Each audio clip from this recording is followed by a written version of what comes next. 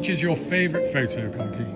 Oh, I don't know. One behind you, one behind you. That lovely one of the woodland, Pete, I think is brilliant, by Crickback. What a beautiful photograph. It is lovely. I used to walk there, try not to trip over the roots. Of course. How are you feeling about it all going? I think the weather's brighter and people are smiling and lots of absolute amazing sort of comments about the photos. Yeah. Different visions coming through in the photographs, aren't they? There are, yeah, actually. Yeah. And that one just draws me. And I love the fact it's the first thing you see when you come in. My title's better. Oh. I called it Barbara Bouquet. How are we? We're fine, we're fine, enjoying it, aren't we? Yeah. Oh, did you make that? Oh, Des. So who's the most creative in your family? You've got to say you are. Me? Yeah, of course you are. Of course you are. Of course you are.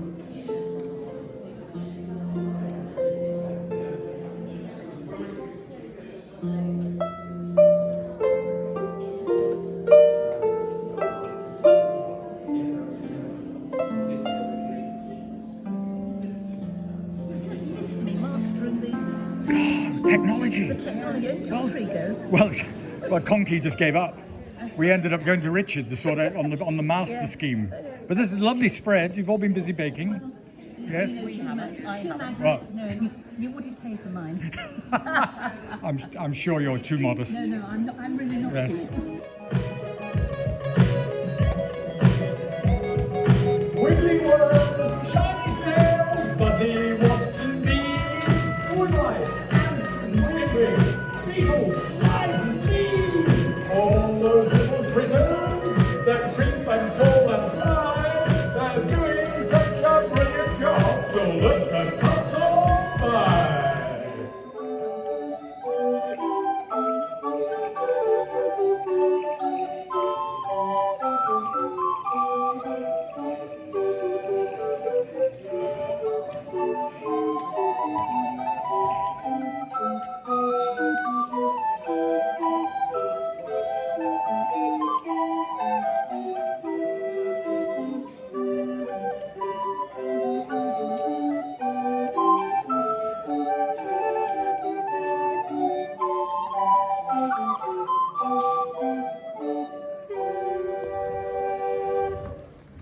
So what's all this about, Clive?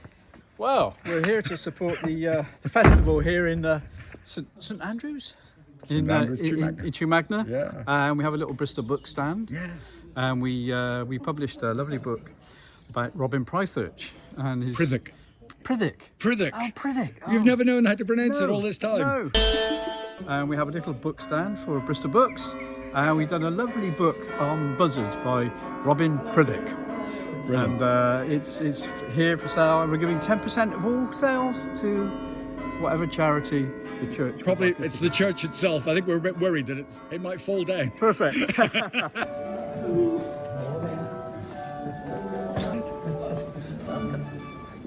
To our service this morning.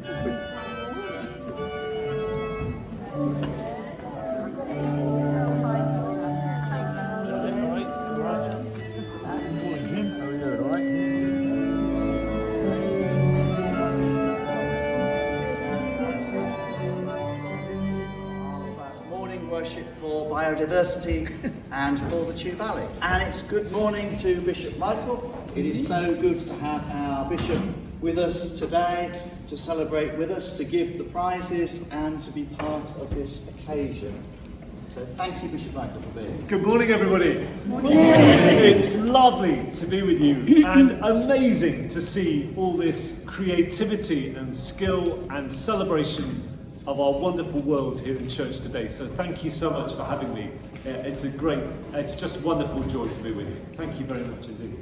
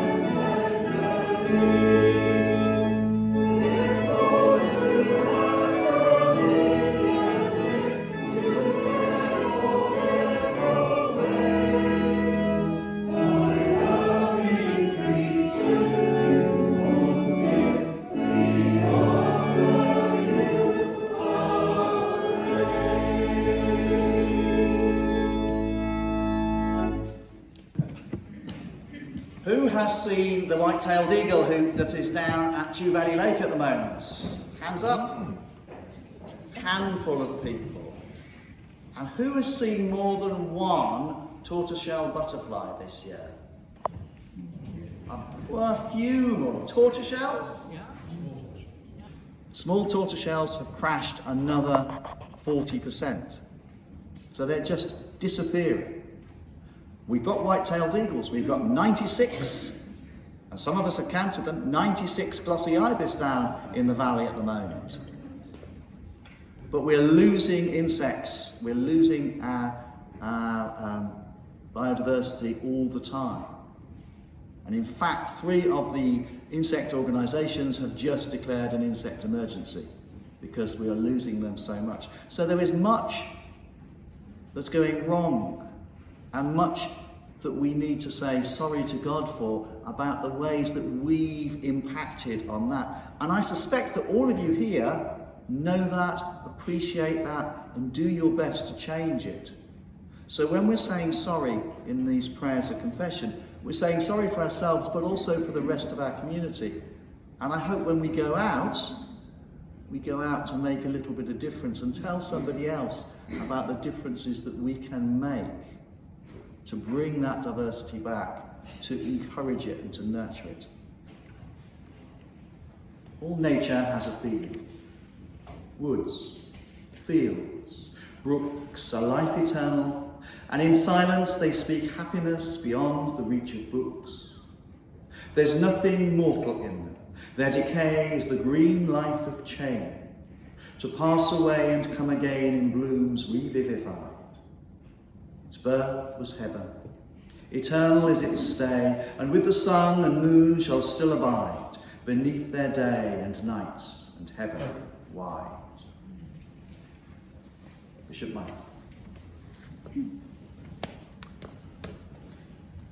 What's your favourite story from the Gospels?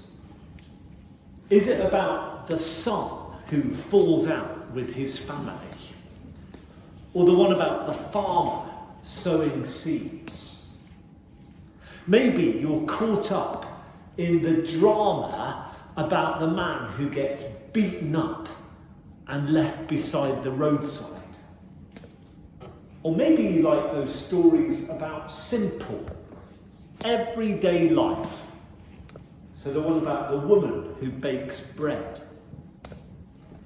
You've only to glance through the Gospels, the accounts of the life of Jesus, to see how Jesus used stories about ordinary, everyday life to tell people about God's love. What stories would Jesus tell if he were ministering in Somerset today? Would there be the parable of the traffic jam on the M5? Would there be the story about the wind turbines or about the dangers of social media? Maybe there'd be one about the cost of buying a house. These are the things of our world. But in the Gospels, we get the everyday examples of Jesus' world. The world of a first century province in the Middle East of the Roman Empire. So Jesus tells stories about farmers and families, merchants and dealers, kings and beggars. And if you think back to that reading we listened to from the Bible just a little while ago, there Jesus is reflecting on the landscape of his day. And he does that to teach us, using examples of crows and wildflowers. He does that to teach us about our attitudes to having stuff. our anxieties about whether we've got enough of it, and our concerns that we might lose what we have. And Jesus tells us those two stories of the world that he sees all around him. As I've said, one about the bird life that he's seen, and there's plenty of that to look at in all the photos around us in church today. Another story about the plant life that he's seen, and that's equally represented here. The crows, the wildflowers. Now, usually when we preach about this text, we reflect what Jesus is driving at.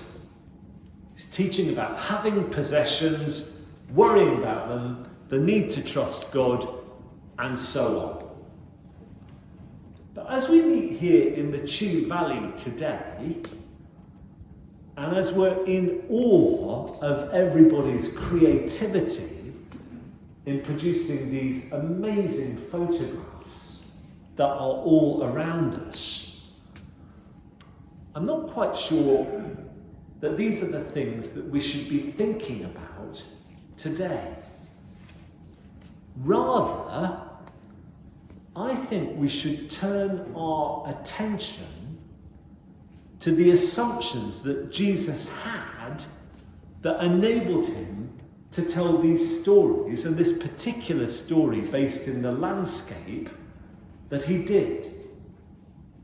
And to think about what Jesus' words might say to us this morning as we think about this issue of biodiversity that we're reflecting on here in church. Because the examples that Jesus used, the crows and the wildflowers, well, stop and think about it. They came from the farming world of Jesus' day, where land was tended and food produced, just as it is in our world. But think how different Jesus' world was to ours.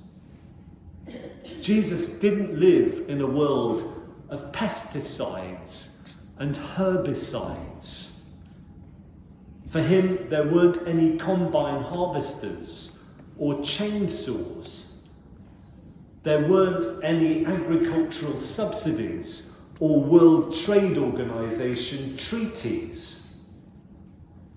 Jesus's wasn't a world where humankind ruled over nature. A Galilean farmer of Jesus' day lived with nature, alongside it. Now, farmers might affect the landscape around them by ploughing it or pruning, but they simply didn't have the reach that we human beings have in our generation to change whole ecosystems. So what you saw around you, if you were a Galilean farmer, like the ones that Jesus knew, well, what you saw around you existed alongside you, had its place in the order of things, quite as expected as your own. So when Jesus says, look at the crows, it's with the expectation that crows will get on with their stuff, because crows are there. When Jesus says, look at the wildflowers, it's with the understanding that these will exist in the fields just as normally as the beans or the wheat that a farmer might have planted. The teaching that Jesus gives in his gospel comes from a world very different to our own. Our power to alter the environment would have been unimaginable to Jesus and his contemporaries. So as we celebrate biodiversity in the Chew Valley this morning, that awareness is a stream running alongside all the thanksgiving that we offer. And as Richard said at the beginning of the service, it can hardly be otherwise when we live in a world where, due to habitat destruction, pollution, climate change and over-exploitation, the species of our world are being lost at a terrifying rate. The World Wildlife Fund's Living Planet Report 2024 showed that between 1970 and 2020, there was a 73% decline in average global wildlife populations. If you don't believe that, could the older people here tell some of the younger people what used to happen when you drove your car on a summer night through a landscape like the Chew Valley? What happened when... Older people, tell the young people, what did you find at the end of your journey? Your windscreen was covered in dead insects, wasn't it? What happens if you do the same thing now? What's on your windscreen? Nothing.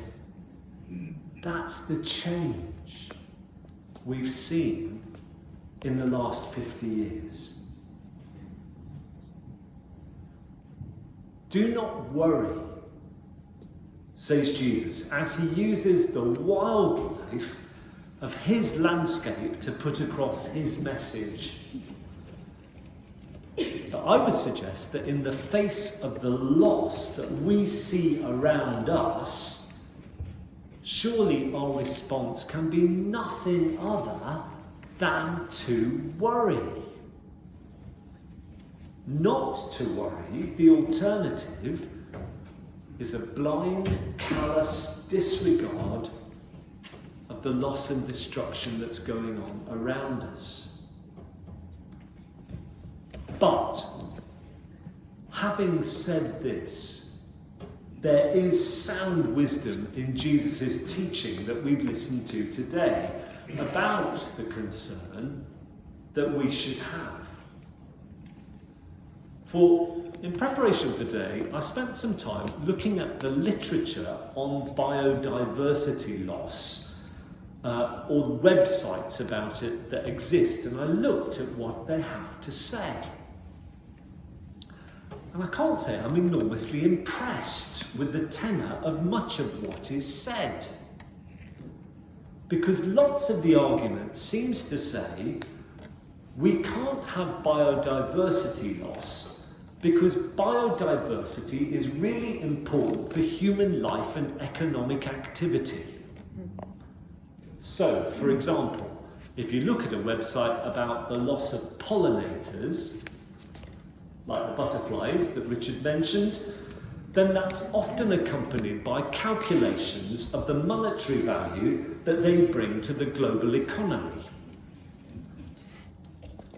This suggests that we should only care about the environment for the economic and societal benefits it brings. That a bumblebee only has value for the work it does. If we accept that argument, it's not far from saying that only any of us has any value for the work that we do and the economic contribution we make. And that's a bit lousy, isn't it? In the face of such diminishment, Jesus' words speak about the intrinsic value that's to be found in each of us and in all that is. And I encourage you to think about that as you go around this church after the service and look at these extraordinary creations placed on all the boards that are around us. Speaking of the crows, Jesus says this: God takes care of them. Of the wild flowers, Jesus says that God clothes them. God makes them what they are. Of we human beings, Jesus says, you are important. You are beautiful. Your Father knows what you need. This is a wonderful day to contemplate all the beauty and the variety of the Chew Valley. And I hope that all this understanding of all the value that's around us will be at the heart of the worship that we offer today. A worship of awe that looks upon each of us and on everything that's around us, enabling us to say, you are wonderfully, marvellously made. Not just for what you can contribute or for what you can do, but simply for who you are. Each person, each plant, each animal, a precious, extraordinary, vital part of creation. If we can put these things first, our worry and our celebration of the biodiversity of this place will be in the right place. Or as our reading today put it, put God's work first, and these things will be yours as well. Amen.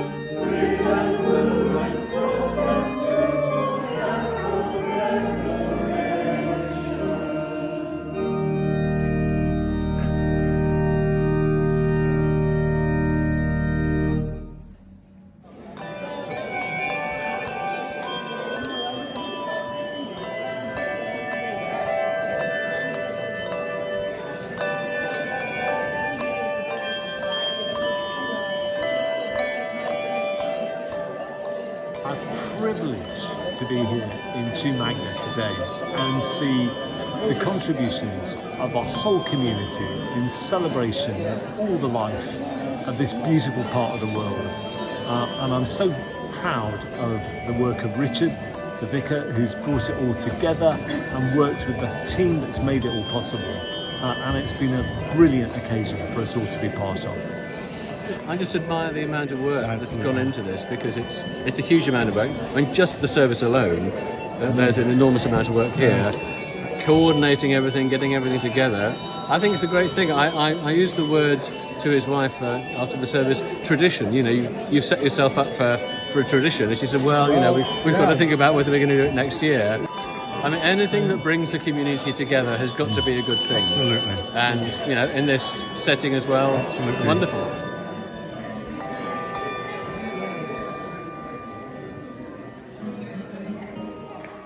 What a beautiful planet.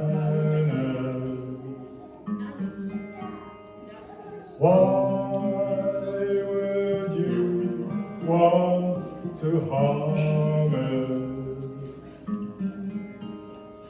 We must all work to help it. Keep it safe for all of the children. What a beautiful planet. Why would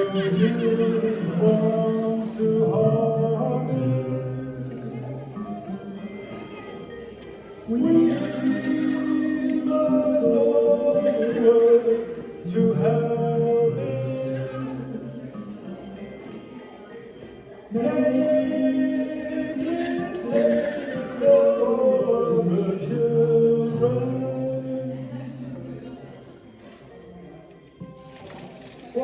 a beautiful planet.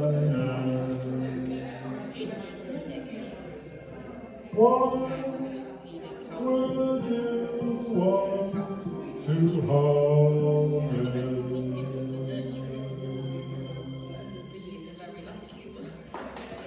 Thank you.